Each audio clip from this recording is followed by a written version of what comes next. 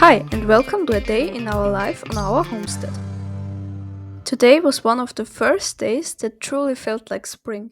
The weather was so nice and warm that we were all very motivated to get some work done outside. The first thing we did was trimming our willow trees. We do this every spring and then they grow back throughout the summer and the fall. We get a lot of branches from this, and most of them we just chip them, and then we can use the chips for bedding for the quails, for example. It does not work well to chip freshly trimmed willow branches, so today we are just cutting them and then putting them on a separate place, and there they can dry and we can chip them in a few weeks.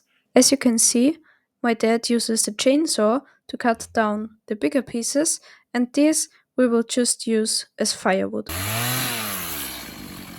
My mom and I collected all the thinner branches and put them on the trailer for our car, because we want to store these thinner branches next to our storage tent, and it is pretty far away from the vegetable garden where the willow trees are, so we just used the trailer to get them there. After that, I went to help my dad. Our neighbor had 2 of his old fruit trees fall in a storm and asked us if we want to have them for firewood. In return, we would just have to remove them from here, obviously. For this, we used our small tractor.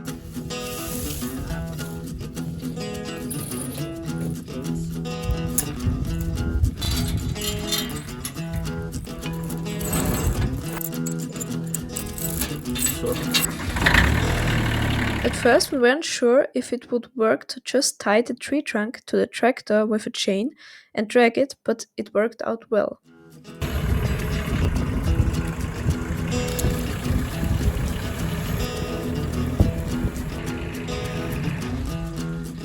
Then my dad just roughly cut the biggest branches so that we could move the tree out of the way more easily and get the other tree.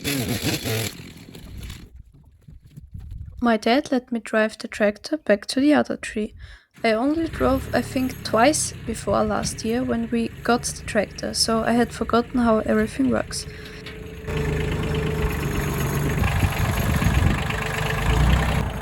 So here I was not able to steer well because I didn't remove the hearing protection headphones on the steering wheel and they kinda wedged it and I stopped too late. Stop!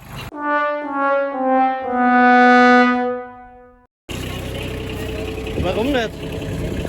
Dann tust du das weg. Anyways, no fences were harmed.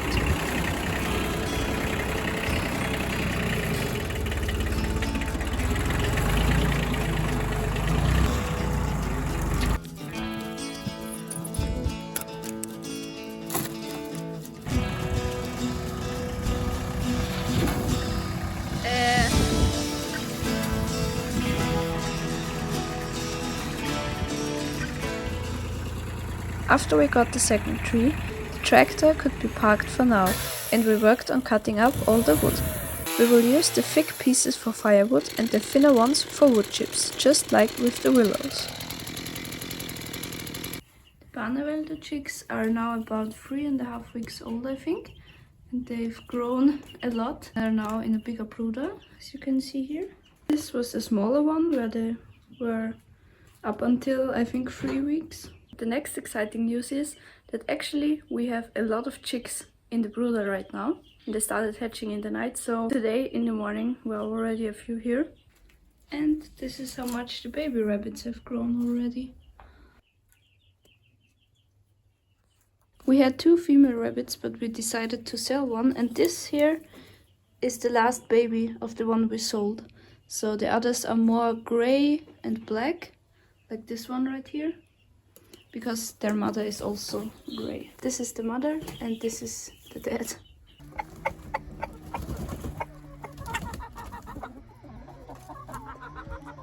I think I have some food for them, but I just came to check up on them and film something. After checking in on our animals, I resumed to work on the branches with mom and dad. Right when I got there, my mom made a, well, rather gross discovery. We don't make our own hay, so we always buy hay bales, and apparently when making them, a snake was incorporated in the bale. It stank and looked very disgusting, to say the least. My dad got some more branches from our neighbor while we were sorting and cutting the others. After that, my mom went inside to cook lunch, and I spent some time outside with the sheep and my husband, who has just arrived. My dad also showed us the woodworking project he's working on right now, which is restoring 2 old wooden chests.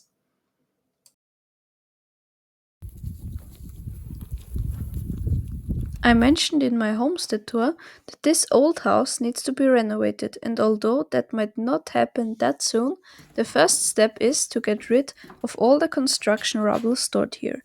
So my husband transported all of it to the place where our new sheep stable is supposed to be and filled up the foundation for it.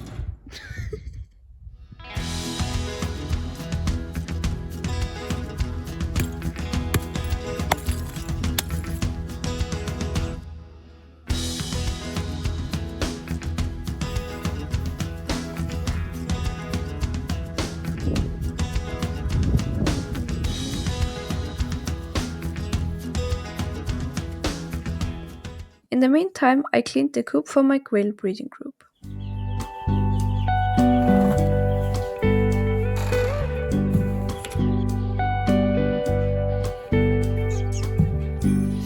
So I've already put some hay in here that was left over, and now I'm just gonna put the fresh bedding on top of the old one because that's how deep litter is supposed to work. Then I'm gonna get some more hay and I'm also gonna fill up the dirt bath. This is where the dirt bath normally is, but the quails are digging a lot, so it usually is filled up with the bedding pretty quickly. So I think this looks good. I just need to get some more hay for this area here and the dirt bath.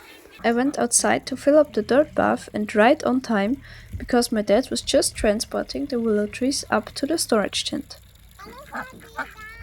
Hello! Our turkey does not like noisy hustle and bustle at all, so he was complaining all the time. Someone told me not to wait, it slumbers by, true as the sun shines warm. I'm gonna leave the camera here so that you can see the quails dirt bathing while I get some hay.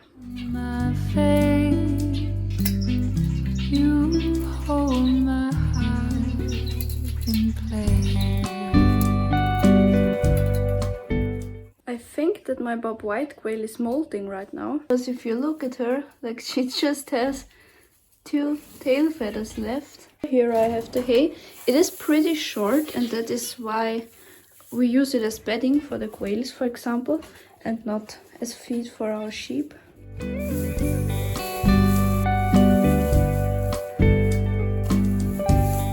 Everything's looking a lot better now than before, and now I'm just gonna feed the quails some grains, because this year I also want to focus on getting the quails really tame and friendly, at least the quails that I will be breeding, because although there is a genetic component to the quails being tame, it is also a little bit of handling, so I want to improve a little there. And this year I will only choose breeding birds which are really calm already, but some of them are just calm and they still are not like tame and don't eat out of my hand and so on, so I want to focus a little bit on that. And this is the rooster, the last one in the dirt bath. As you can see, they are already pretty calm, and I have only fed them these grains I think 3 times since I have put this breeding group here. They don't really eat out of my hand yet, but I hope to change that. And he is just occupied with dirt bathing, so I'm not paying attention to this. So these are the baby finches sitting right here. And when I came back with the dirt bath, I think, I saw how the adults were feeding the young ones, and they were really screaming a lot, the young ones, because I guess they want to signal they want the food from the adults. As soon as I turned the camera on, they stopped, so yeah. And as you can see, taming the quails is a very long process, and it takes a lot of patience, but I think I got a little bit further today. And yeah, I mean, the most effective tool I think to getting the quails tame are worms, but I don't have any right now, so the grains have to do, and they like them as well. It's not like it's impossible with it, but the better the treat, the more likely they are to actually come to you and get them. Maybe tomorrow, or I mean, they were pretty close. The bob white quail is not at all tame. I have had 1 or 2 bob whites in the past which would eat from my hand, but it's very rare, and even those would not like to be pet at all. And if you have really tame Coturnix quails, you can also pet them, and yeah, they are fine with it. I guess the sounds she makes means she's enjoying it. Also, a little update on selling the bob white quail. I've been to 1 animal swap already. I will make a video about it, hopefully soon. I did bring her, but I did not sell her, sadly. So yeah, one of our neighbors has had bob white in the past, and he has a friend who might take her, but yeah, if not, then yeah, I will have to insert her in the internet or take her to another animal swap. But I don't want to bring her to too many because it's a lot of stress, and I also understand that bob whites are like not as common as chickens or rabbits, so it's more unlikely that someone would buy her. Yeah, we will see, but I hope I will find a good place for her.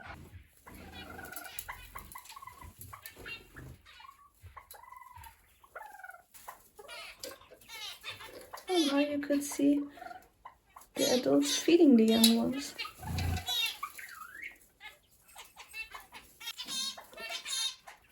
This is a young one. Actually, the 2 babies are there now.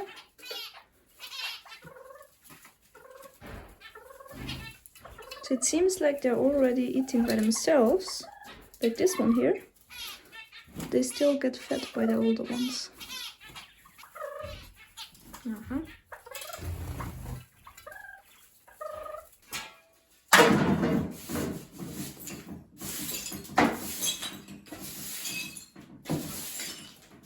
And then the last main thing on our agenda today was selling a drake. We had 3 drakes at the time and only 1 duck, so we needed to sell 2 of the drakes, and one of them was today. After searching for a proper box, my mom guided the ducks into their coop, because it is nearly impossible to catch a duck outside. Whoa.